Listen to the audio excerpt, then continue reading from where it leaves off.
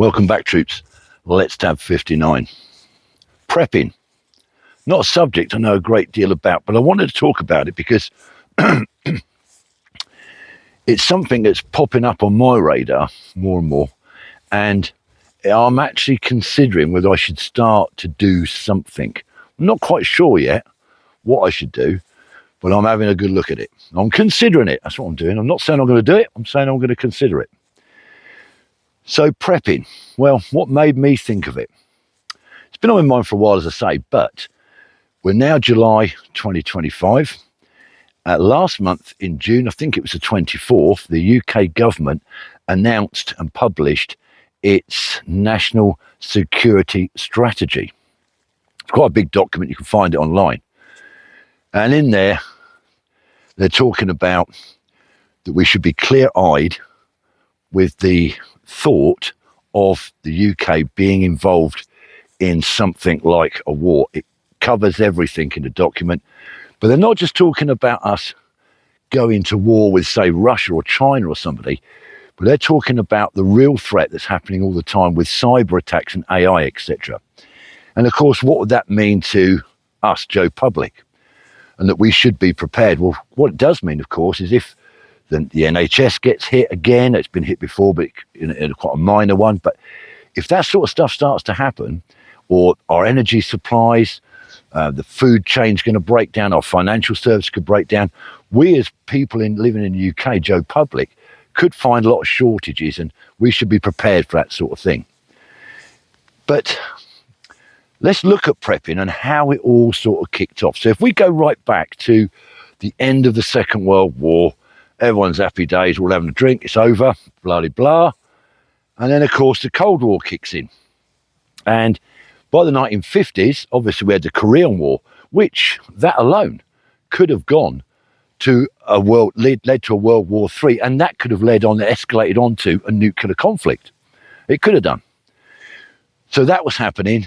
Berlin Wall was up then. We'd had all that was kicking off. So the 50s was quite a scary time. And certainly out in the United States, North America, Canada as well, things started to crop up like public information films on the TV talking about the threat of nuclear war and what the public should do. Shelters were being built. And of course, public information leaflets were coming through doors. We got some of that in the 60s and 70s. And even in the 80s, we had the Protect and Survive pamphlets coming through the door and the adverts on the TV, you've all seen them. So all that was kicking off. And what happened in the 50s was it wasn't called prepping, it was survivalism. Survivalists. Mainly out in the United States, in North America. And they were more like groups of people, nearly like little militias, getting together, prepping for nuclear war, but obviously quite based around weapons as well, to defend themselves, because they can do that. You've got the right in the United States for bearing arms, etc., whereas we don't in the UK. So survivalism was the key word in the 1950s. We roll into the 60s, and the first sort of thing that happens is the Cuban Missile Crisis. So again, that fuels the need for people to prepare, survivalism. And obviously then, of course, the Vietnam War kicks off as well. And then we get into the 70s, Vietnam still going on in the early 70s. And they had the Watergate scandal out in the United States. And people over there started to lose confidence in the government and could see that not only was there a threat of possibly still a nuclear war with Russia, with the Soviet Union, but also there was a threat of social collapse. And therefore they needed to be ready for that. So people, again, this survivalism was still going on. We get into the 80s, height of the Cold War, actually. The 80s was a very hot time for the Cold War. But towards the end, I mean, films started to come out about nuclear war in the 80s and how people survived and what it's going to be like. People had already started to build bunkers, certainly out in the United States, fallout shelters, etc. Get towards the end of the 80s, and of course, the Berlin Wall comes down. And then into the 90s, and early into the 1990s, we see the collapse of the Soviet Union. So when that happens, everyone takes a big, deep breath. There ain't going to be a nuclear war, certainly not with the Soviet Union. It's all calmed down. So the threat then of trying to prepare for a nuclear war almost went away. But it's prepping now. People are prepping. And what they're prepping for in the 90s really is more of in line of economic or social breakdown in a country. And they want to be prepared. Food shortages. Go back to the 70s briefly. In the UK, remember the power cuts we had? They were regular power cuts, and they did cause a lot of problems. So in the 90s then, Cold War's over, and so people are changing the way they're prepping. They're prepping for social breakdown and economic collapse, etc. Then, of course, we get into the 2000s. Prepping is still getting bigger, and as the 2000s come along, we get the internet. And straight away then, like-minded people, preppers from all over the world, but certainly out in the States and Canada and the UK, started to link up and talk to each other, and prepping really takes off. It becomes big business. There's online shops, etc. And people are buying supplies, shops are popping up online for all the prepping needs, for all your prepping needs.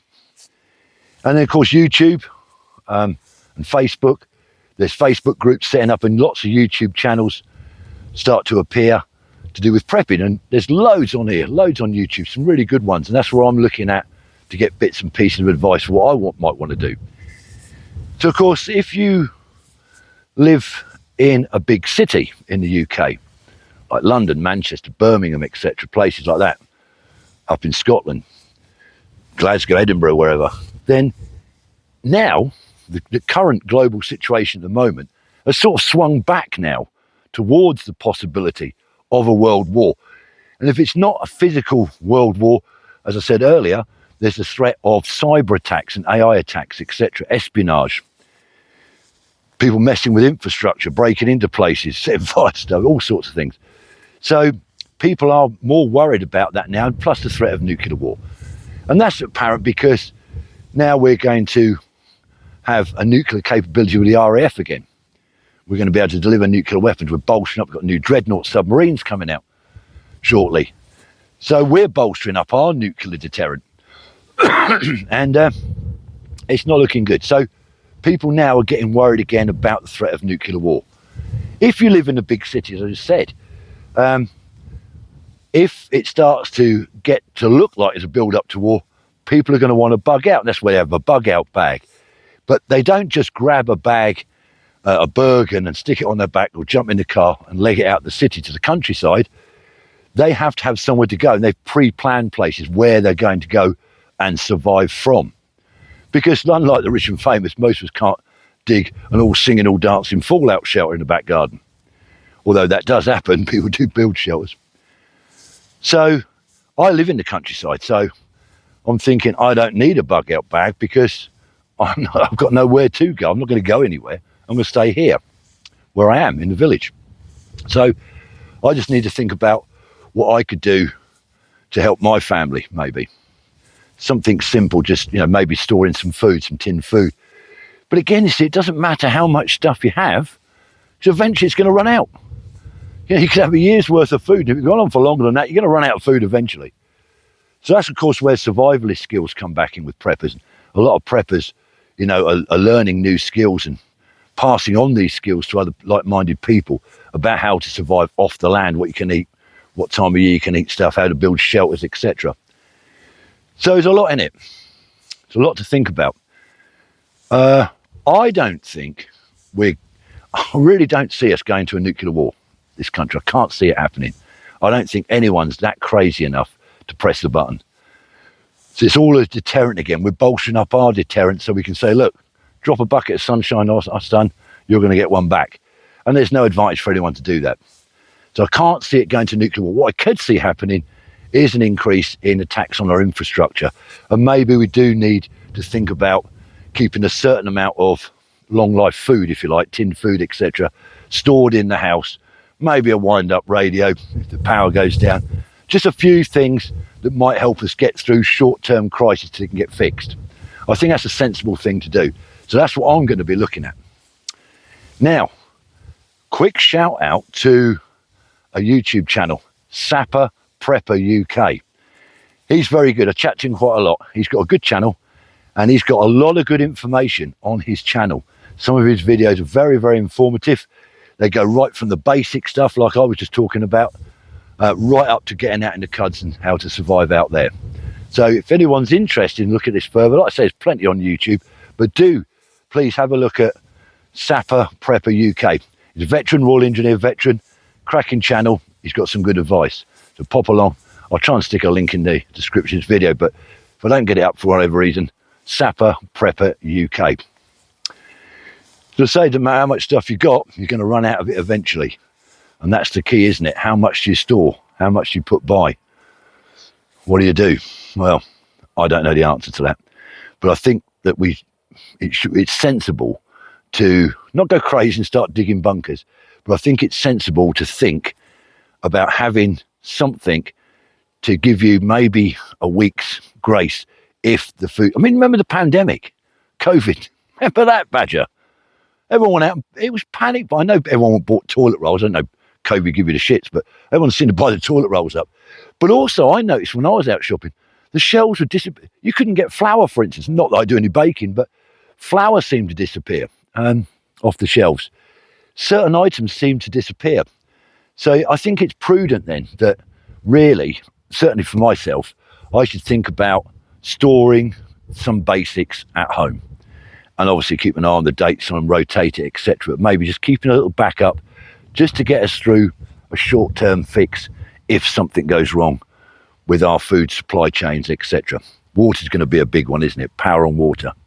But anyway, enough waffle from me. If you're new to my channel, you haven't subscribed, please consider it. I'm not saying do it, guys. I'm saying please consider it. Stay safe, troops. Prep if you want to. Until next time, let's tab.